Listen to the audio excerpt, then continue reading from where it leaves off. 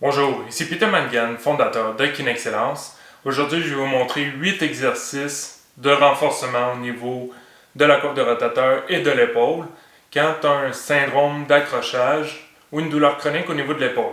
Évidemment, écoute les 3 autres capsules que j'ai fait avant cette vidéo-là qui va vraiment t'aider pour la guérison. Et il va y avoir une prochaine vidéo aussi, donc à ne pas manquer. Donc tu peux t'abonner à ma chaîne YouTube KinExcellence Laval et me suivre aussi sur les réseaux sociaux. Premier exercice que je vais faire, c'est pour la rotation externe de l'épaule. Je vais prendre un dumbbell qui est assez léger pour commencer. Je vais me coucher complètement sur le côté.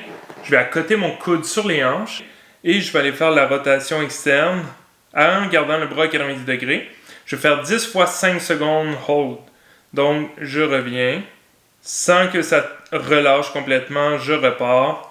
5, 4, 3, 2, 1 et je reviens. Tu peux même installer un oreiller pour être plus confortable.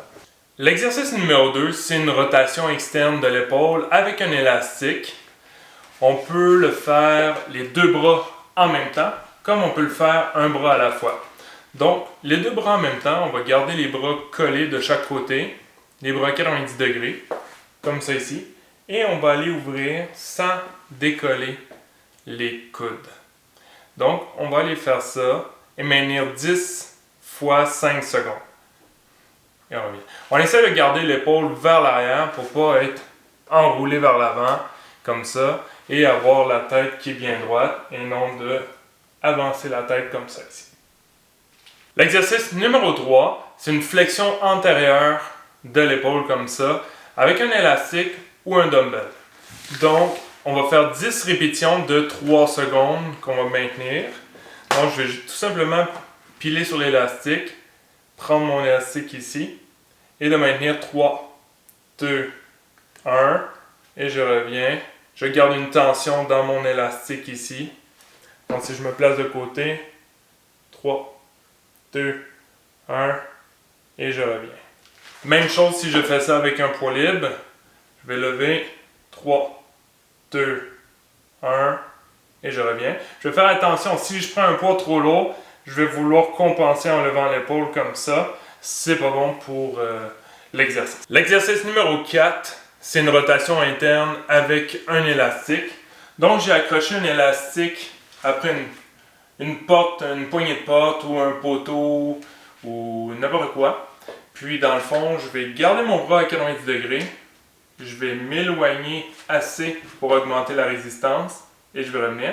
Je vais garder mon corps droit en contractant mes abdos et je vais aller faire 10 répétitions de 5 secondes hold et je reviens. Donc 5, 4, 3, 2, 1 et je reviens. Toujours en gardant une résistance dans l'élastique pour ne pas revenir jusqu'ici. L'exercice numéro 5, ça va être une abduction sur le côté, soit avec un élastique ou un dumbbell.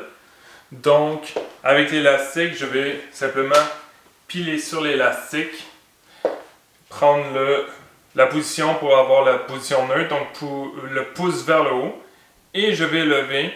Je peux mettre mes mains ici, ma main pour garder le corps droit, et je reviens. Je vais faire 10 fois 3 secondes hold que je maintiens ici.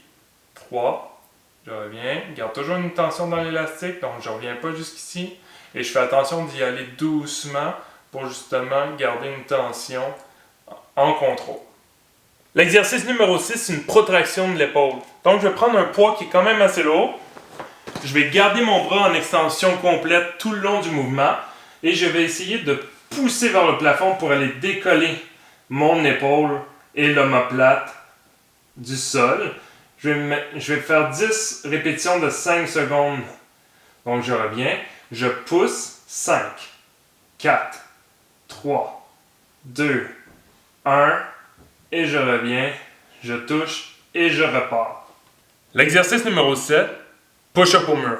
Comment bien forcer pour garder les coudes un peu plus bas que la hauteur des épaules et être capable d'engager les muscles du rhomboïde et les muscles de l'épaule postérieure. Donc, je vais m'installer les mains au mur. Je vais être sur la pointe des orteils. Je vais descendre et je contracte toujours mes muscles du dos, tout en gardant les abdos bien engagés, et je reviens. Donc, j'essaie de ne pas avoir les épaules qui remontent, et j'essaie de garder les épaules basses, et je vais faire ça 10 répétitions. Finalement, l'exercice numéro 8, un glissement des bras au niveau du mur. Donc, moi j'ai pris quelque chose qui glisse, donc en tissu.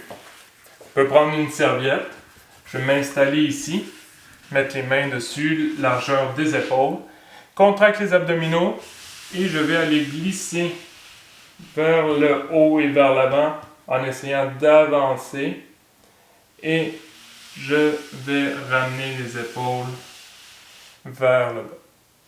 Donc, j'amène les bras vers le haut, va le plus loin possible, ça va faire un stretch, un étirement, et on va rabaisser les mains.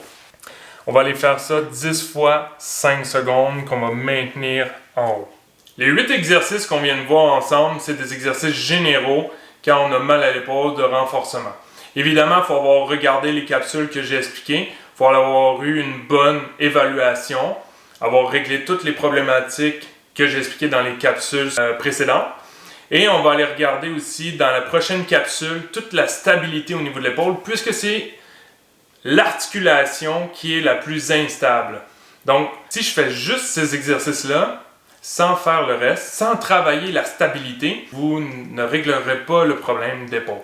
Parce que c'est une articulation qui est instable. Donc, il faut travailler les mouvements avec une instabilité pour créer des stimuli au niveau des muscles stabilisateurs pour que ça puisse maintenir l'épaule dans la cavité glénoïdale.